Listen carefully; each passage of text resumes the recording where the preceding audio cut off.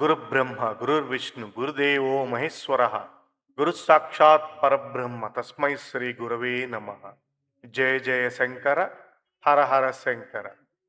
నడిచే దేవుడు శ్రోతలకి నా నమస్కారం. ఈరోజు మన శీర్షిక భక్తి గొప్పది, కులం కాదు. ఒకానొక సందర్భంలో మహాస్వామి వారి దర్శనం కొరకు నా మిత్రునితో కలిసి మహారాష్ట్రలో ఒక పట్టణానికి వెళ్ళాను.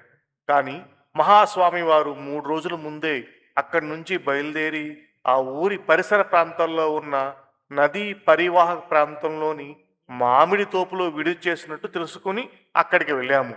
మేము అక్కడికి వెళ్ళగానే ఆ మామిడి తోపులో మహాస్వామి వారి దర్శనానికి వచ్చే వారికి చేసిన అన్ని ఏర్పాట్లు చూసి ఆశ్చర్యపోయాము.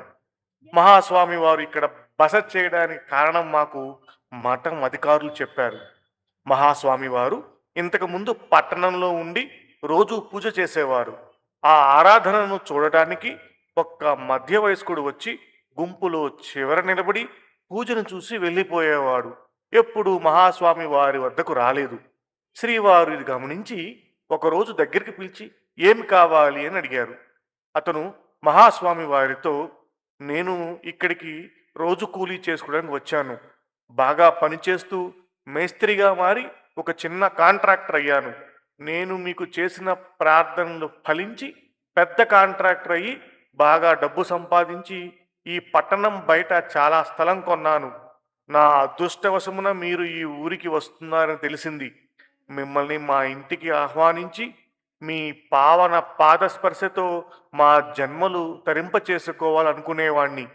కానీ నేను తక్కువ జాతి వాడిని కావటం వల్ల మా ఇంటికి మీరు రారు అని ఇక్కడ ఉన్న వారందరూ చెప్పారు. ప్రతిరోజు మిమ్మల్ని ఆహ్వానించాలని ఇక్కడికి వచ్చేవాణ్ణి. కానీ మీరు ఎక్కడ తిరస్కరిస్తారో అని ధైర్యం చాలక మిమ్మల్ని అడగలేదు అని చెప్పాడు. మహాస్వామి వారు అతనితో, నేను ఈ ఊరికి వచ్చిందే నిన్ను చూడటానికి. నేను మీ ఇంటికి రావడమే కాదు, మొత్తం పీఠం మరియు ఆరాధన కూడా మీ స్థలంలోనే ఈరోజే మారుస్తాం అని అన్నారు. మహాస్వామి వారు ఆ మామిడి తోపులో 10 రోజులు ఉండి పూజ చేస్తూ అతన్ని ఆశీర్వదించారు. ఆహా! అపార కరుణాసింధుం జ్ఞానదం శాంతరూపిణం శ్రీ చంద్రశేఖరం గురుం ప్రణమామి ముదావహం. స్వస్తి. జయ జయ శంకర, హర హర శంకర.